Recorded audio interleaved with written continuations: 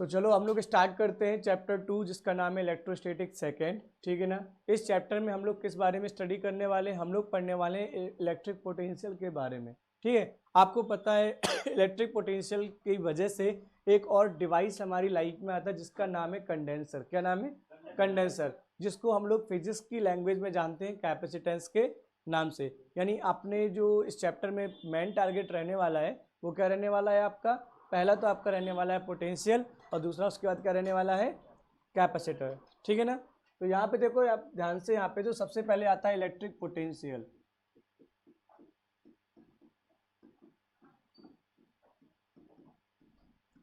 Electric potential, ठीक है। तो आप लोग एक चीज देखो, अगर कोई चार्ज पार्टिकल Q है, मान लो ये प्लस Q चार्ज है, आपको पता है इस चार्ज पार्टिकल के चारों तरफ इसकी इलेक्ट्रिक फील्ड होगी कि नहीं होगी? हाँ या ना? ठीक है। अब यहाँ से देखो आप क्या करोगे, आपने देखा था कि Q0 charge particle, Q0 test charge particle जो होगा उसको आप क्या करोगे? इसकी फील्ड में लाने की कोशिश करोगे, ठीक है ना। आप देखोगे कि आपको क्या करना है, यहाँ से एक पॉइंट P है जो कि चार्ज से कितनी दूरी पर है? R दूरी पर है। वहां पर आपको इस Q0 टेस्ट चार्ज पार्टिकल को पॉइंट P पर लेकर आना है, ठीक है। तो जैसे आप यहाँ पर पॉइंट P पर लेकर आए तो आपने देखा कि यहाँ तक तो बहुत वो आराम से आ गया, समझ में आया कि नहीं आया? जब तक वो फील्ड के बाहर था तब तक तो बहुत आराम से आ गया, लेकिन अगर अब हम चाहते हैं उसको यहाँ पॉइंट P तक लाने के लिए तो फील्ड के अंदर हमें करना पड़ेगा वर्क। क्या करना पड़ेगा? ठीक है ना। तो हमने सोचो यहाँ से क्या किया, ये चार्ज पार्टिकल इनफाइनाइट पे था, कोई R दूरी तक लाने में हमने कितना वर्क किया? W, ठीक है ना। तो इलेक्ट्रिक पोटेंशियल क्या हो जाएगा? आपने जो वर्क किया उस चार्ज पार्टिकल को कहां से कहां तक लाने से? इनफाइनाइट से R लाने पे, और उसका रेशो उसी टेस्ट चार्ज के साथ क्या कहलाएगा? आपका इलेक्ट्रिक। समझ में आया कि नहीं आया? तो इसको बोलोगे आप लोग क्या बोल सकते हो? The work done to bring a unit positive test charge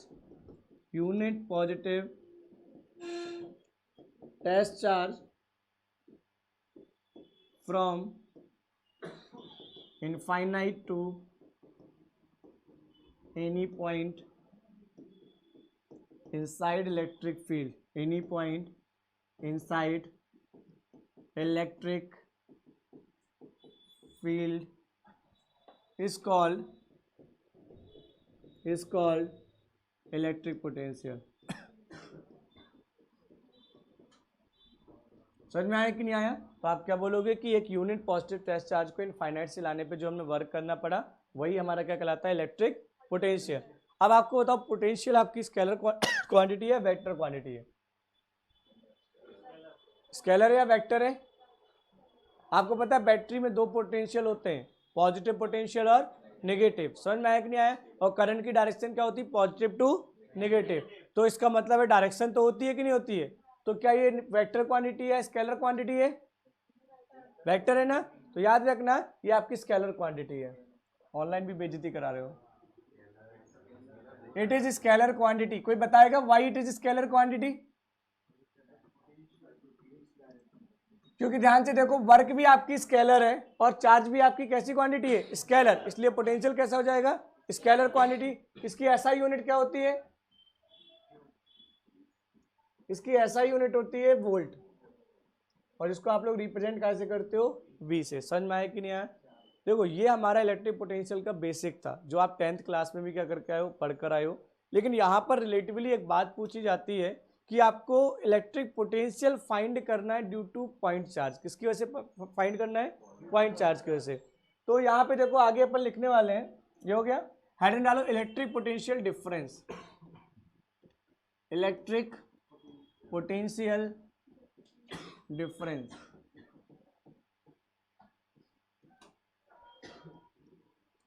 देखो आप लोग को खुद भी पता है हर बार आप चार्ज पार्टिकल को इनफाइनाइट से नहीं ला सकते थे, इतनी फ्री हम नहीं है। समझ में आया कि नहीं आया? इसका मतलब है कि हमें कोई एक ऐसा बीच की ट्रिक निकालनी थी जहां पर हम आसानी से पोटेंशियल को कैलकुलेट कर लें। तो हमने क्या बोला, जब हम किसी, जब ये एक पॉइंट है, मान लो इसका पोटेंशियल है VA और इसका पॉइंट पोटेंशियल कितना है? VB। तो इन दोनों पॉइंट के बीच का जो डिफरेंस होगा वो कौन सा पोटेंशियल कहलाएगा? Potential difference. यानी यहाँ पे आप क्या करोगे, एक क्यू नॉट चार्ज पार्टिकल को कहाँ से कहाँ मूव कराओगे, पॉइंट ए से पॉइंट बी। तो जो आपको वर्क करना पड़ा पॉइंट ए से पॉइंट बी तक मूव कराने में, उसका क्यू नॉट के साथ रेशो आपका क्या कहला जाएगा, पोटेंशियल डिफरेंस। समझ में आया कि नहीं आया? तो देखो क्या हो जाएगा, electric potential difference, electric potential difference is electric potential difference is equal to the work done, is equal to work done to move a charge from one point to another। एक पॉइंट से दूसरे point तक move कराने में charge को जो work करना पड़ा उसी के बराबर होता है क्या, हमारा इलेक्ट्रिक पोटेंशियल डिफरेंस। ठीक है ना? तो यानी वी ए बी अगर हम लोग बोले तो this is equal to V B minus V A, which is equal to work done कहाँ से कहाँ तक, ए से B divided by Q not. समझ में आया कि this is called the electric potential difference. समझ में आया कि नहीं आया? अल्टीमेटली पोटेंशियल में से पोटेंशियल को घटाओगे तो मिलेगा क्या आपको, पोटेंशियल ही मिलेगा कि नहीं मिलेगा। यानी जो प्रॉपर्टीज पोटेंशियल की थी, अगर पोटेंशियल हमारा स्केलर क्वांटिटी था तो इलेक्ट्रिक पोटेंशियल डिफरेंस भी हमारा कैसा हो जाएगा, स्केलर क्वांटिटी हो जाएगा। ठीक है ना? उसकी यूनिट वोल्ट थी तो इसकी यूनिट भी क्या हो जाएगी आपकी, वोल्ट। तो आप बोलोगे it is scalar quantity, it is scalar quantity and it's SI unit is volt. इसकी SI यूनिट हमारी क्या होती है, वोल्ट होती है। समझ में आया कि नहीं आया? ये हम लोगों ने यहाँ पे पोटेंशियल के बारे में पढ़ लिया था। ठीक है ना? आगे देखो पोटेंशियल का फॉर्मूला हम लोग देखने वाले हैं पॉइंट चार्ज की वजह से। तो देखो एक चीज समझना, हमें पता है कि अगर हम यहाँ से दो पॉइंट के बीच में वर्क निकालना चाहते हैं, ठीक है, वर्क बराबर क्या होता है, फोर्स इंटू डिस्प्लेसमेंट होता है ना। तो ध्यान से देखो, हम यहाँ पे टॉपिक डालो potential due two point charge, potential due two point charge.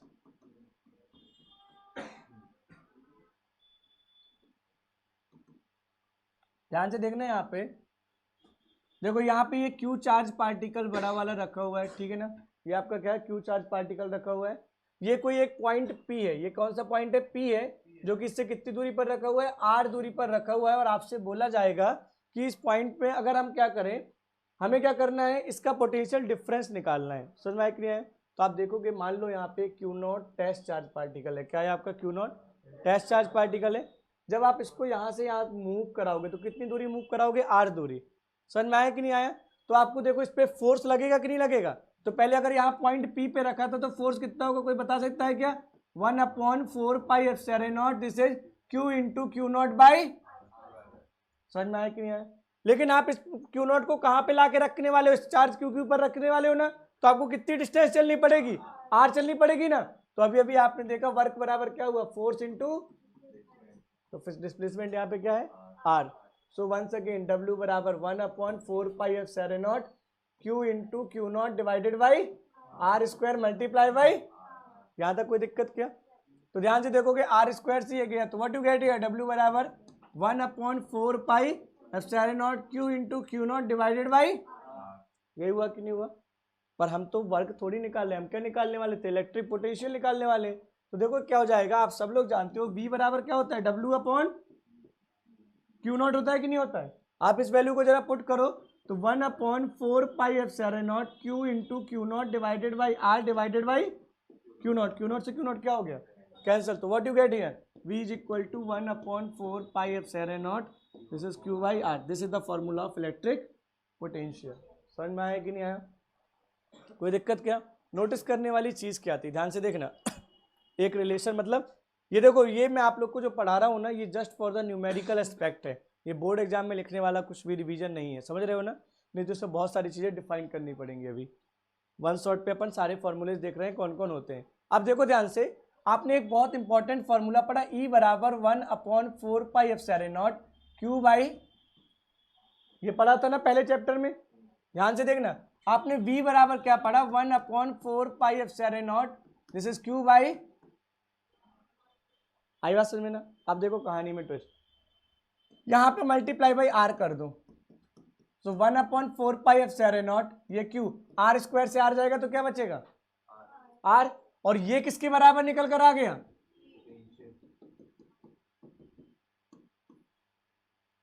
आया समझ में कि नहीं आया? ठीक है, इसका जो जनरल फॉर्मूला आपने पढ़ा होगा, दिस इज इक्वल टू ई बराबर माइनस dv/dx। ठीक है ना, ये इस तरीके से रिलेटेबल भी है। समझ में आया कि नहीं आया? तो ये आपको मैग्नीट्यूड वाइज याद रखना है कि ई में आर का मल्टीप्लाई करो तो आपको एक प्रकार से वी मिल जाता है। ठीक है, इसके आगे देखो यहाँ पर ये आपने पोटेंशियल के बारे में पढ़ लिया। क्वेश्चन आता है कि डायपोल की वजह से भी तो हम इलेक्ट्रिक पोटेंशियल निकालते थे कि नहीं निकालते थे, एक्सियल पोजीशन में और इक्वेटोरियल में। पर यहाँ पे आप लोग एक चीज देखना, इक्वेटोरियल में तो हमारा जीरो निकल कर आने वाला है और एक्सियल में कितना निकल के आता है वो हम कैलकुलेट करते हैं। ठीक है ना, तो यहाँ पे देखो हेडिंग डालो, potential due to dipole, potential due to dipole at axial position. समझ में आया कि नहीं? आपको डायपोल का पोटेंशियल निकालना है किस पोजीशन पर, एक्सियल पे।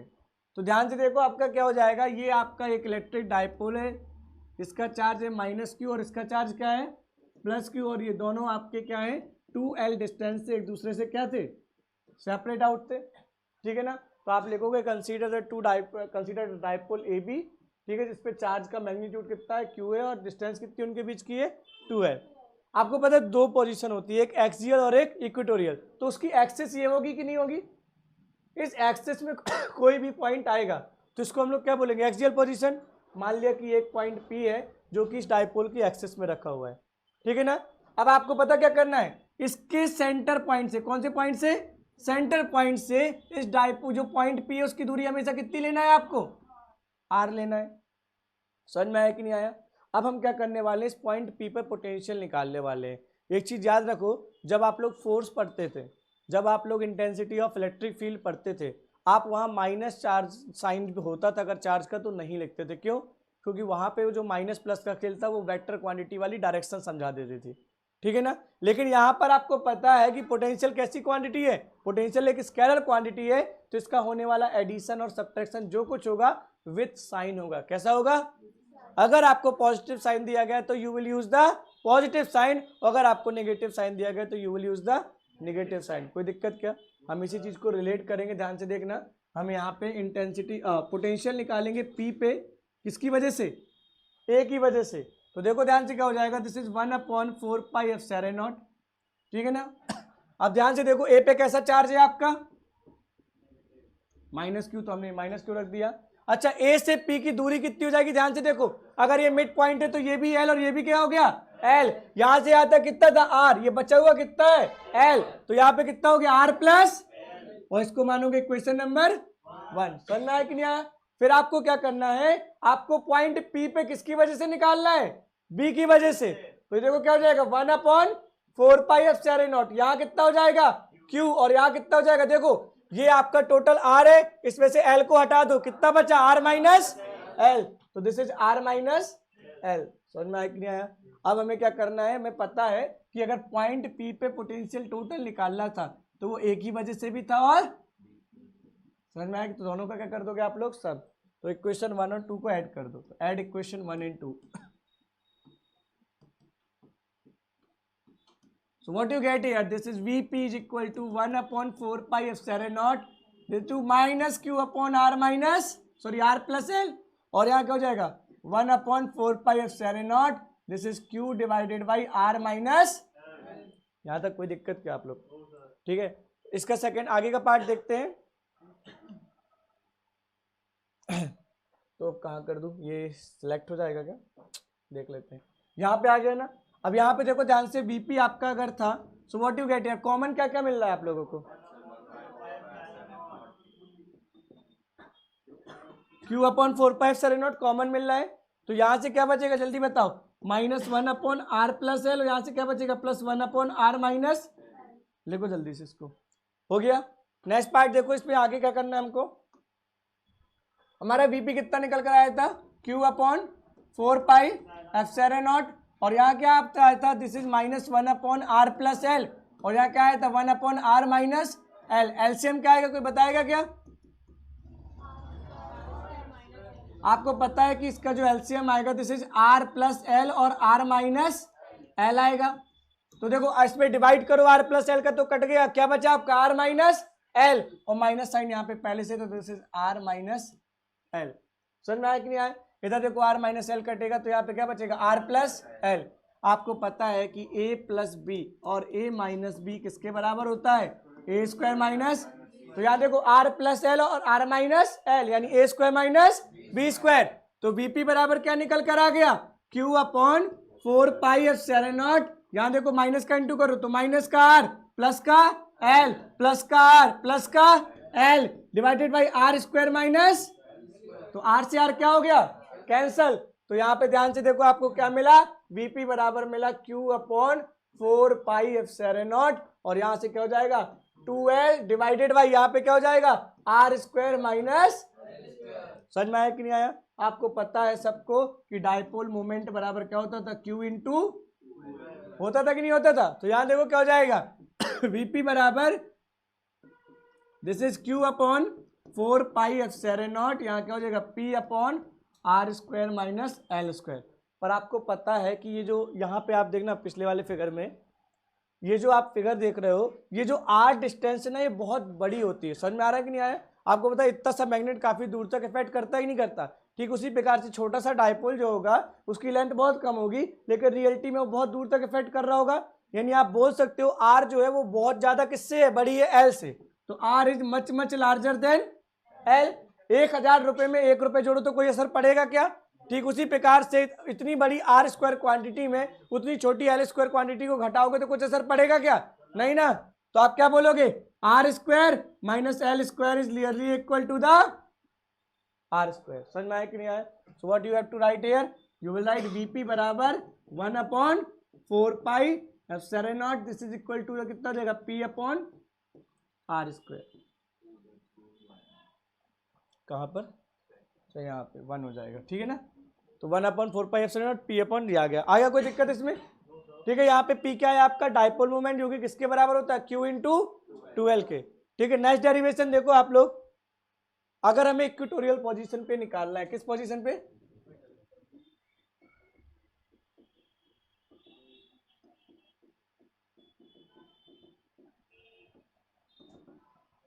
ठीक है। तो देखो इक्वेटोरियल पोजीशन में होने क्या वाला है, देखो ध्यान से, this is minus Q and this is क्या हो जाएगा आपका प्लस क्यू, और इनके बीच की दूरी कितनी हो जाएगी आपकी 2l। समझ में आया कि यहाँ इक्वेटोरियल मीन्स होता है नॉर्मल पोजीशन। क्या होता है? और नॉर्मल पोजीशन कहाँ से? From the centre of dipole. तो ये डायपोल था, डायपोल का सेंटर परपेंडिकुलर या नॉर्मल पोजीशन ये हो जाएगा। ये आपका निकल के क्या आ गया पॉइंट पी, और ये डिस्टेंस कितनी निकल कर आ गई? समझ में आया कि नहीं आया? हम फिर से वही चीज करेंगे। तो देखो ध्यान से, अगर ये 2l है तो ये कितना हो गया? ये कितना हो गया? अब हमें अगर इस पॉइंट P पे निकालना है इस A की वजह से, तो आपको AP दूरी मालूम होना चाहिए कि नहीं होनी चाहिए? तो ये देखो राइट एंगल ट्रायंगल दिख रहा है कि नहीं दिख रहा है? तो R square plus L square बराबर AP का स्क्वायर। तो AP का स्क्वायर उस साइड भेजोगे तो क्या हो जाएगा? रूट। तो ये कितना निकल के आया? Under root R square plus, और इधर पे भी कितना निकल के आया? Under root R square plus. समझ में आया कि नहीं आया? ये पॉइंट आपका भी हो जाएगा, ठीक है ना। अब हम पॉइंट देखो यहाँ पे वीपी ये निकालने अगर हम लोग, तो what you get here 1 upon 4 pi epsilon not, this will be minus Q upon ये क्या हो जाएगा आपका under root R square plus, इसको मानोगे क्वेश्चन नंबर 1। दूसरा देखो पी पे बी की वजह से अगर निकालोगे तो कितना आएगा 1 अपॉन 4 पाई एप्सिलॉन नॉट, यहाँ देखो क्या हो जाएगा this is equal to the Q upon under root R square plus L square, इसको मानोगे क्वेश्चन नंबर 2, ठीक है ना। अब क्या करोगे, अगर P पे निकालना है ना तो A की वजह से प्लस B की वजह से, हाँ है ना। तो देखो ये क्या हो जाएगा, दिस इज VP बराबर this is 1 upon 4 pi epsilon not into minus Q upon under root R square plus L square plus 1 upon 4 pi epsilon not, this is Q upon under root R square plus L square. ये से पूरा ये क्या हो गया cancel. तो आपको देखा यहाँ पे इक्वेटोरियल पोजीशन में क्या है, समझ में आया कि नहीं आया? ये आपका यहाँ तक हो गया, ठीक है ना।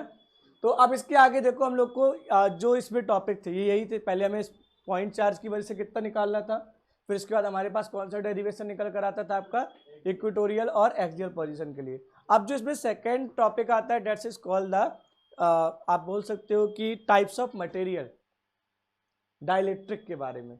समझ में आया कि नहीं आया? Anybody knows about the dielectric? What is dielectric materials? तो आप लोग चीज समझो, ऐसा मटेरियल जो इलेक्ट्रिक फील्ड के एब्सेंस में नॉन कंडक्टर होता है, लेकिन जैसे इलेक्ट्रिक फील्ड के इन्फ्लुएंस में आता है वो किसकी तरह बिहेव करने लगता है? कंडक्टर की तरह करने लगता है। ऐसे मटेरियल्स को हम लोग बोलते हैं डाई इलेक्ट्रिक मटेरियल। तो देख रहे हैं यहाँ पे क्या हो जाएगा, यहाँ हेडिंग डालो डाई इलेक्ट्रिक।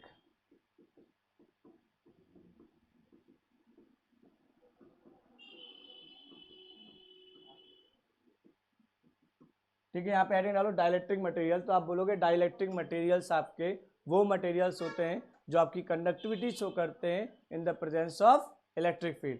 तो लिखो all those material, all those materials which shows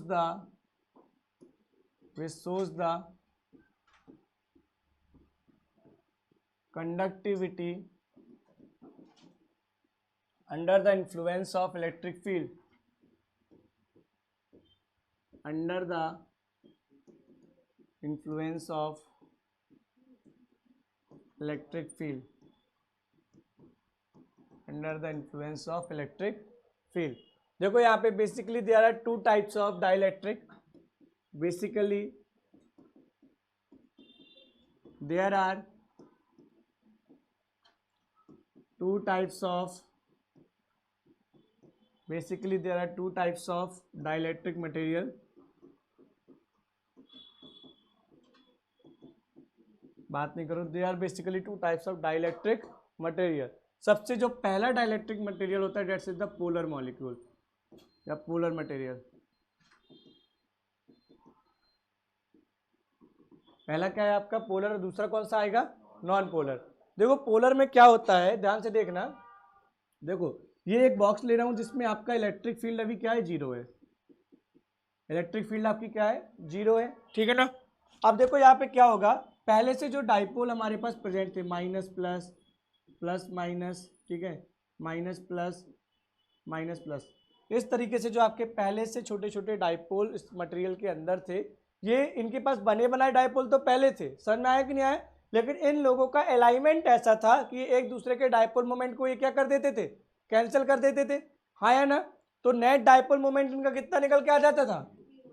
तो नेट डाइपोल मोमेंट जीरो है, पर जो पी इंडिविजुअल यानी खुद का जो डाइपोल मोमेंट है वो जीरो नहीं है। ये बात आपको याद रखना, ठीक है ना।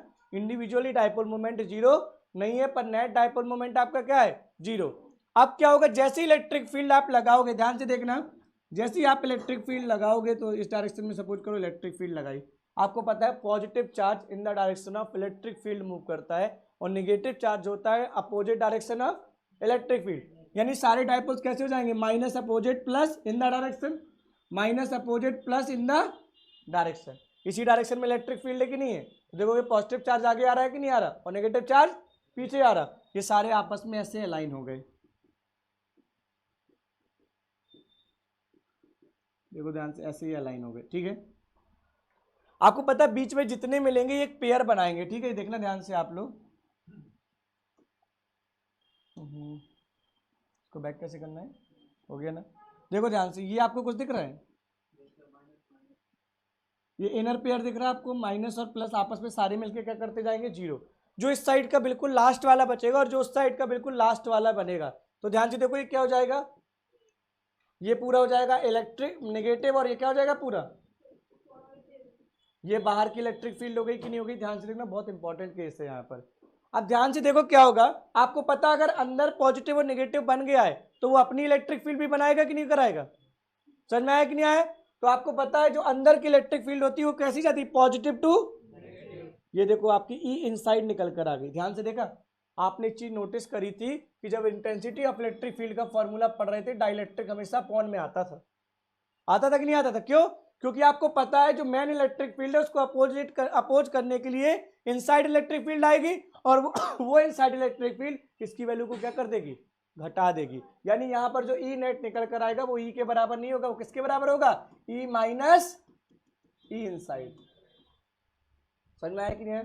तो आप समझे पोलर मॉलिक्यूल्स क्या होते हैं, आप बोलोगे polar molecules are those molecules, ठीक है ना, which have initial dipole pairs but their alignment are such that the net dipole moment will be zero, ठीक है।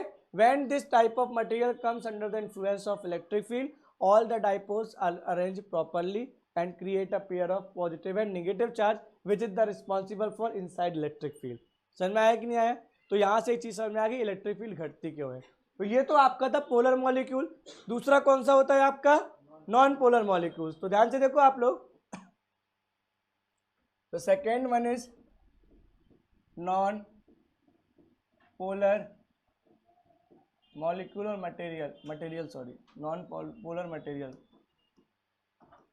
तो ध्यान से देखो, फिर से हम लोग एक बॉक्स लेंगे। अब इस बार पता क्या है, पहले से ही डाइपोल नहीं बने हुए, पहले से क्या नहीं बने हुए हैं? डाइपोल। तो आप ध्यान से देखो, पॉजिटिव और नेगेटिव चार्ज एक साथ एक के ऊपर एक रखा हुआ है। ध्यान से देखना, अगर पॉजिटिव और नेगेटिव चार्ज एक साथ एक के ऊपर एक रखा हुआ है, इन दैट कंडीशन 12 की वैल्यू कितनी हो जाएगी? 0। तो इंडिविजुअल डाइपोल मोमेंट कितना हो जाएगा? तो ध्यान से देखो, ये आपका पूरा पॉजिटिव और नेगेटिव आपस में एक के ऊपर एक रखे हुए हैं।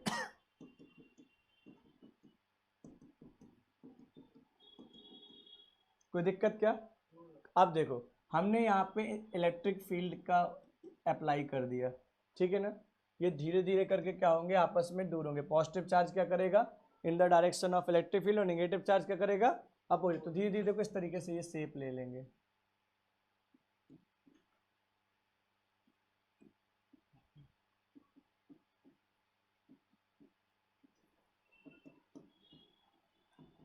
लेकिन आप लोगों ने चीज नोटिस करना पड़ेगी, यहाँ पर इनको थोड़ी एनर्जी लग जाएगी इनको सेपरेट आउट करने में। क्या लग जाएगी?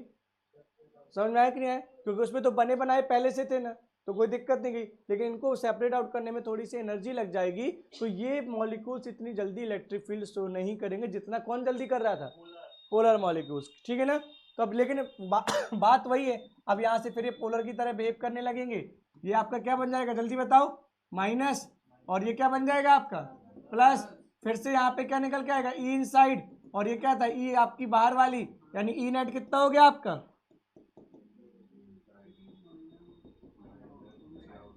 ठीक है। याद रखने वाली बात क्या थी? देखो, नेट डाइपोल मोमेंट तो 0 है, वैसे कोई दिक्कत नहीं, लेकिन पी जो इंडिविजुअल डाइपोल मोमेंट है वो 0 के बराबर होगा। पिछले बार नहीं था, इस बार होगा, क्योंकि वो डाइपोल ही नहीं है। समझ में आया कि नहीं आया? तो ये हमारे डाइपोल के बारे में। अब देखो ध्यान से सुनना, हमारा जो नया टॉपिक है कैपेसिटेंस के बारे में। किसके बारे में? तो कैपेसिटेंस की एक बहुत इंपॉर्टेंट कहानी होती है कि जो कैपेसिटर होता है वो एनर्जी को स्टोर करता है। समझ में? हम पंखे के पहले उसको क्यों लगा देते हैं कि एकदम से करंट हमारा पंखे के पास ना जाए, जितना जरूरी है उतना धीरे धीरे करके जाए। समझ में आया कि नहीं आया? तो आप देखोगे, आप चाहोगे कि ज्यादा से ज्यादा टाइम कौन स्पेंड कर सके? कंडेंसर के अंदर करंट स्पेंड कर सके कि नहीं कर सके? चार्ज स्पेंड करेगा जितना टाइम, उतना हमारे लिए क्या रहेगा? यूजफुल रहेगा। तो हम क्या चाहेंगे? अब देखो, डाइलेक्ट्रिक मटेरियल आप जैसे इंसल्ट करोगे तो आपको पता है इनर पेयर की वजह से चार्ज की स्पीड स्लो डाउन हो जाएगी। चार्ज थोड़ी देर को रुकेगा कि नहीं रुकेगा? तो आपको पता है चार्ज अगर थोड़ी देर को रुकेगा तो उसको स्टोर करने की क्षमता बढ़ी कि नहीं बढ़ी? और स्टोर करने की क्षमता कोई तो हम लोग कैपेसिटेंस बोलते हैं। क्या बोलते हैं? और आपने देखा था कैपेसिटेंस के फॉर्मूले में जो डाइलेक्ट्रिक होता है वो ऊपर आता है। क्या आता है?